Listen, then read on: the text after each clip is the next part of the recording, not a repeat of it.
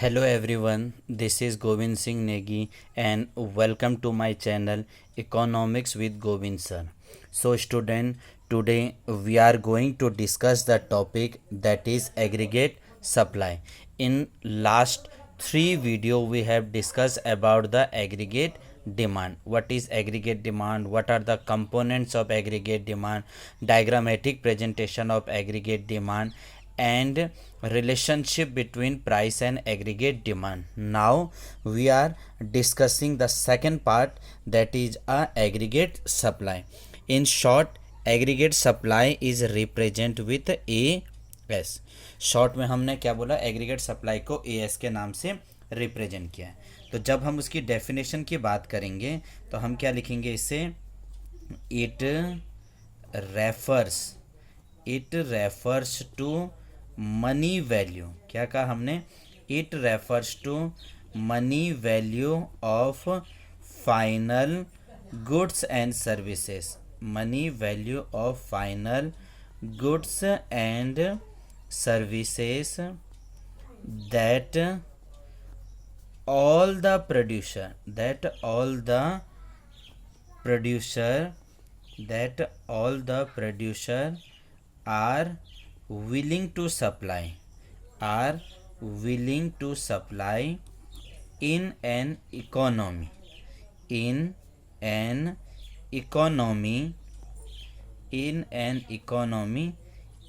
a given time period.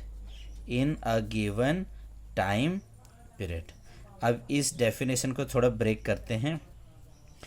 It is the money value, ये किसके value के हिसाब से, मनी वैल्यू, पैसों के कॉन्सेप्ट से गिना जाता है कि कितना जो गुड्स की हम सप्लाई वगैरह कर रहे हैं.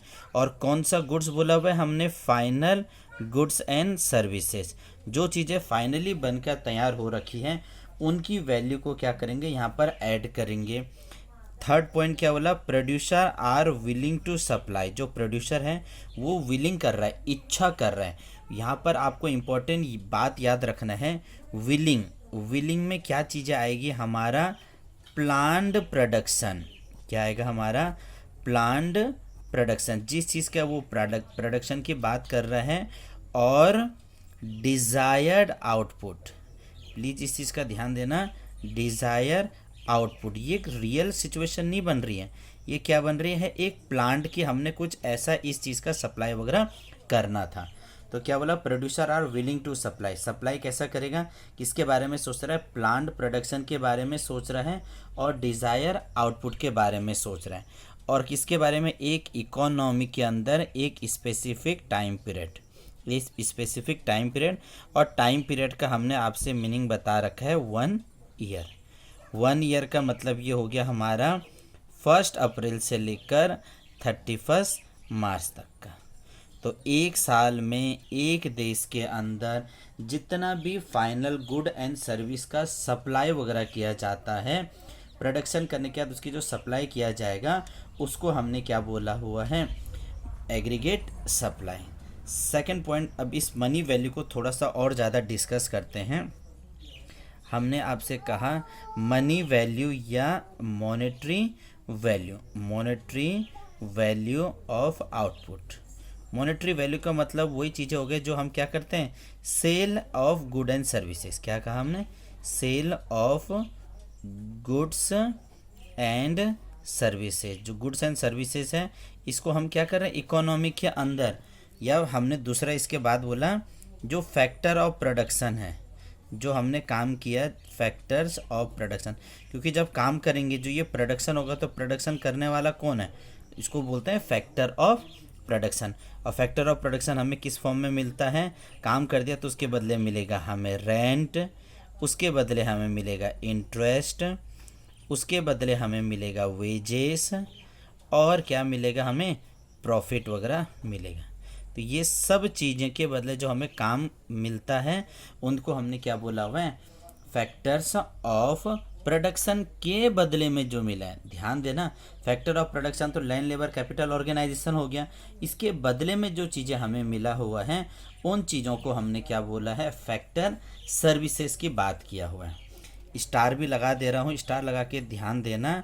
जो aggregate supply does not aggregate supply does not refers to actual production, to actual production. ये एक्चुअल प्रोडक्शन के बारे में बात नहीं करता। ये किसके बारे में, एक्चुअल प्रोडक्शन या एक्चुअल आउटपुट के बारे में बात नहीं करता।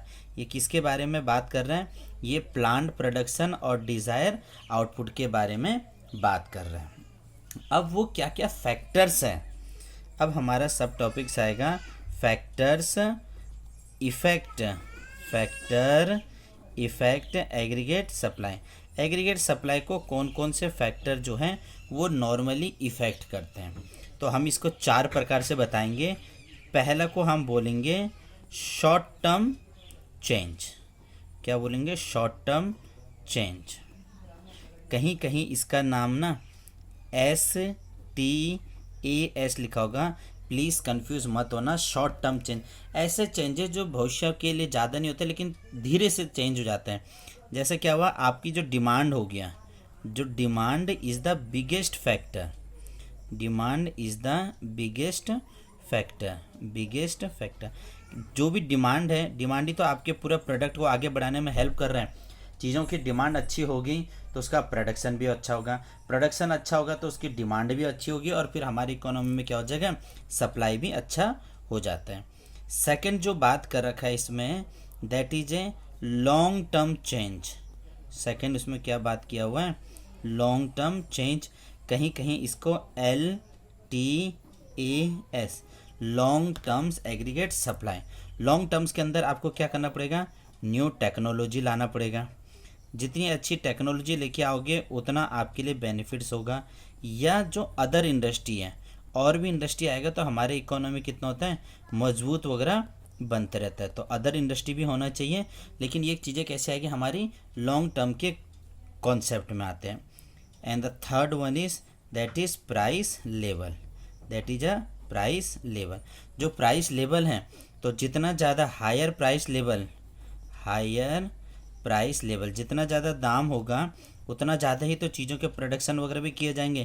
क्योंकि जो एग्रीगेट सप्लाई क्या हो रहा है, higher price level encourage aggregate supply, encourage aggregate supply. जितना ज़्यादा दाम होगा तो प्रोडक्शन करने वाले चीज़ों के और ज़्यादा उसका प्रोडक्शन करेंगे। And the fourth one is that is taxes. ये थोड़ा सा याद रखना कि भैया यहाँ पर टैक्स कैसा होना चाहिए, लोअर टैक्स होना चाहिए, लोअर टैक्सेस। क्योंकि products, lower taxes gives more relief to businessman, more relief to businessman. पे जितना कम आप टैक्स लगाओगे उतना बिजनेसमैन क्या करेगा, कम, उतना ज़्यादा वो चीज़ों का क्या करेगा, प्रोडक्शन करेगा। क्यों, क्योंकि उसे टैक्स कम देना पड़ रहा है, उसके पास प्रॉफिट ज़्यादा पहुंच जा रहा है, तो वो और ज़्यादा हमारा एग्रीगेट सप्लाई हो जाएगा। तो क्या क्या फैक्टर्स हैं, शॉर्ट टर्म चेंज के अंदर आएंगे डिमांड जो सबसे पहले हैं, लॉन्ग टर्म्स के अंदर आएंगे new technology and other industry वगैरह आएगा। प्राइस लेवल के अंदर जितना ज़्यादा प्राइस होगा उतना ज़्यादा एग्रीगेट सप्लाई वगैरह होगा। और टैक्सेस, जितना कम टैक्सेस वगैरह होगा उतना ज़्यादा बेनिफिट्स वगैरह भी हमें देखने को मिल जाता है। मैं इन बातों को आपको अपने एक एग्जाम्पल से बताता हूँ, आपको मैं एग्जाम्पल से इन चीज़ों को एक्सप्लेन करता हूँ, समझिएगा।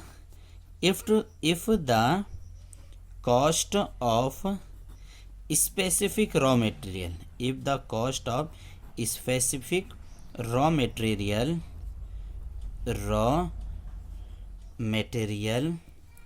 decrease, अगर मान लो रॉ मटेरियल के दाम कम हो गया, जैसे स्टील के दाम कम वगैरह हो गए, जैसे हमारा पेट्रोलियम प्रोडक्ट वगैरह कम वगैरह हो गया, जैसे हमारे जो ट्रांसपोर्ट कॉस्ट वगैरह कम हो गया है, तो इससे क्या होगा, जब ये चीज़ें कम हो जाएगी तो जो प्रोडक्शन कर रहा है वो और ज़्यादा प्रोडक्शन वगैरह करेगा, तो क्या हो जाएगा, aggregate supply will rise, aggregate supply will rise. ये जब चीज़ें सस्ता मिलने बैठ गया तो वो चीज़ों का और ज़्यादा प्रोडक्शन करेगा, और ज़्यादा प्रोडक्शन करेगा तो डिमांड भी ज़्यादा होगी, डिमांड ज़्यादा होगी तो हमारे क्या हुआ, एग्रीगेट सप्लाई वगैरह भी आपस में मिल जाते हैं। तो आपको इस चीज़ को याद रखना कि एग्रीगेट सप्लाई क्या हुआ, एक दूसरे से कोरिलेट करके चल रहे हैं। तो इसमें क्या है, आपको ये चीज़ समझ तो आ गई होगी। अब जो एग्रीगेट सप्लाई है that is equal to income. अब हम जैसे जैसे आगे बढ़ेंगे तो एग्रीगेट सप्लाई को किससे रिप्रेजेंट करेंगे, इनकम से रिप्रेजेंट करेंगे। और आपको पता है इनकम का अपना फॉर्मूला है कंजप्शन प्लस सेविंग। इनकम का क्या है, अपना फॉर्मूला है कंजप्शन प्लस सेविंग। तो हम क्या क्या समझ सकते हैं, एग्रीगेट सप्लाई का फॉर्मूला हो जाएगा कंजप्शन प्लस सेविंग।